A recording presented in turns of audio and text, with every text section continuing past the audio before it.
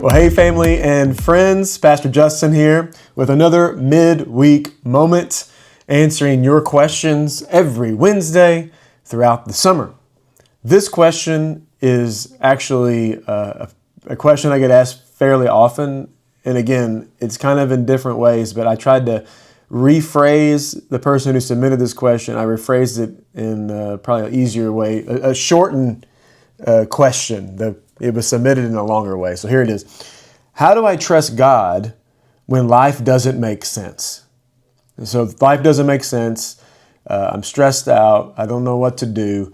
How can I trust God when life doesn't make sense?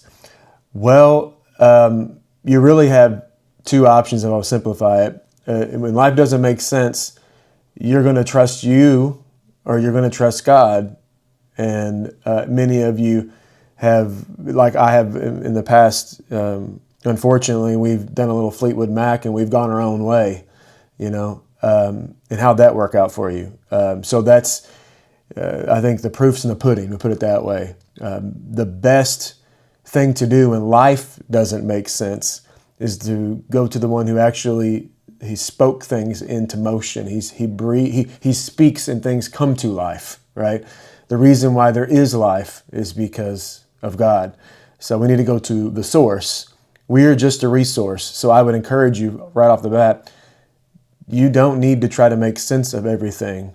You need to go to God so he can guide you, which is going to bring us to the scripture I want to talk about today. Now, many of you probably know this scripture. If you don't, it's okay. But this is definitely one you need to know and you need to put in practice because it's in Proverbs, okay? Proverbs chapter 3, verse 5 and 6. I'm going to read the New Living Translation. You might know it in a different translation, but I'm just going to use this translation here. Trust in the Lord with all your heart. Do not depend on your own understanding, so don't go your own way. Seek his will in all you do, and he will show you which path to take. Okay? So let's break this down a little bit. Okay? I'm going to exegete a little bit of Hebrew here so you can understand what's being said here. Trust in the Lord with all your heart. So trust, the Hebrew word here means to literally lie helpless, face down, or fully dependent.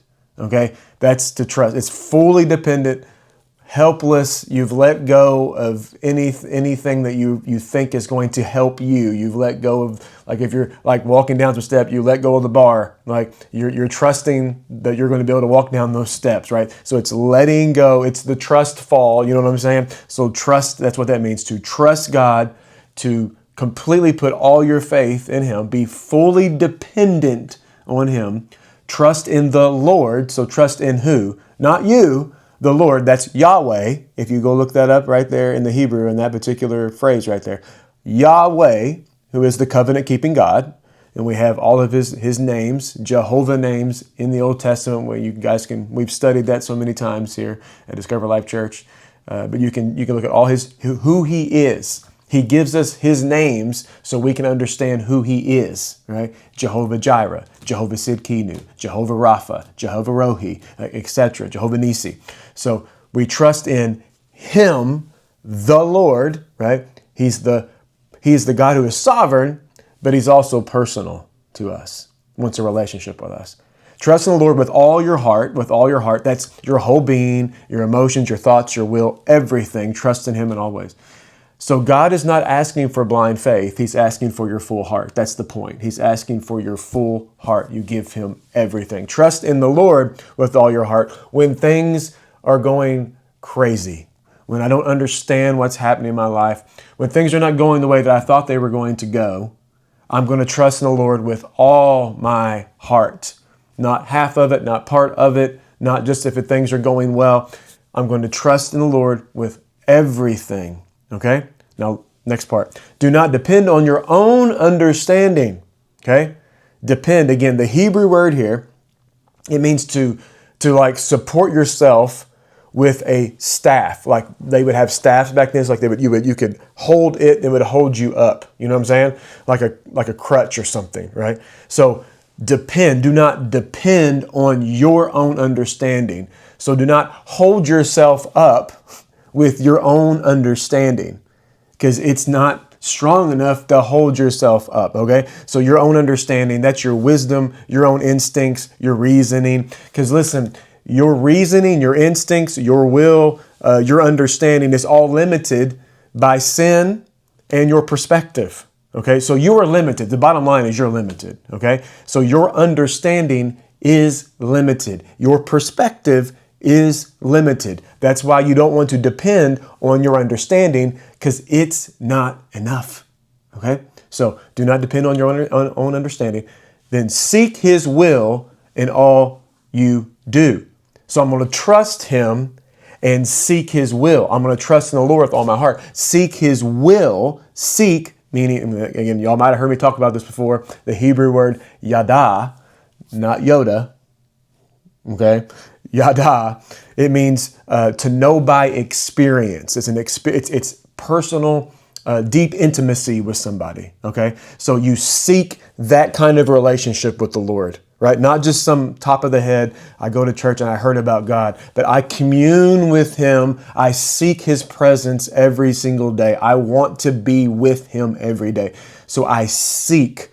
Yada is to seek that time with the Lord. Seek His will. So not only do I want to be with Him, but when I'm with Him, I want to know His will, not my ways.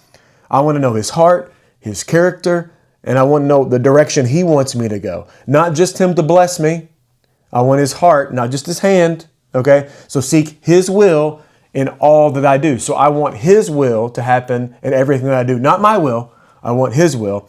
And then He will show you which path to take. So that's the result. If we trust in the Lord with all our heart, we don't depend on our own understanding, we seek His will in everything we do, and then He will show you which path to take. He will. That's a promise. He will. Not a possibility. It's a promise. Okay? He commits to those who directly seek Him.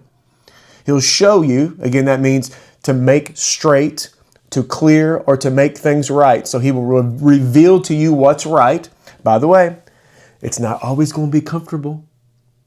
So when you trust in the Lord and you don't depend on your own understanding and you seek His will in all you do, He's going to show you which path to take.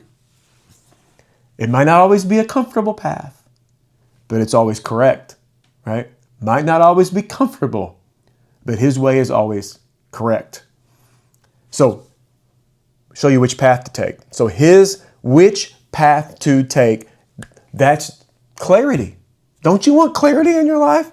When things don't make sense, that's what you're actually seeking, is clarity. I want direction and clarity. It's foggy. I can't see. It's muddy. I can't, it's blurry. I can't see what to do. That's why right now I don't know what to do. I don't know what to do. I'm confused. I need clarity. So He will show you which path to take. He will give you clarity and purpose in the moment of the situation that you're going through. And He'll do it for the long haul. Like, it's not even just a one-time thing, right? He'll give you purpose and clarity right now and through whatever it is you're going through. Here's the point.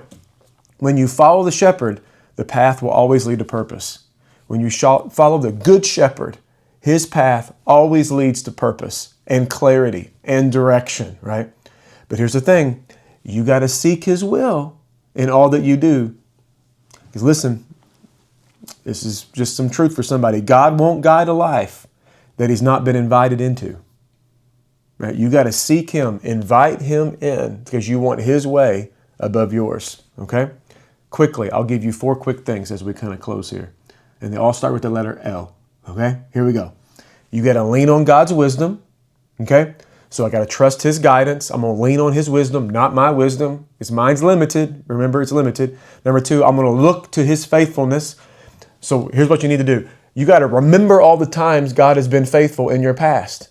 Don't forget those things. You got to go back and remember all the times you've been praying and God showed up and God provided for you. It fuels your trust in Him, remembering His provision. Number 3, let go of control. Surrender your need to understand every single step, right? You have to have faith in trusting Him and seeking His will. There has to be faith. You're not going to have complete 100% surety of every step that you take when you follow Jesus. Sometimes you're not going to know why God's calling you to go this direction or go that direction or stay right there. Sometimes you just won't know exactly in that moment. But that's faith. So you got to let go of control. Number 4, live obediently, meaning walk faithfully, trusting God in every step. I'm going to obey him, whatever he says.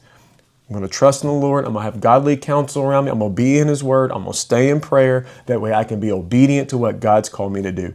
Lean on his wisdom, look to his faithfulness, let go of control, and live obediently. Trust in the Lord. Trust in the Lord.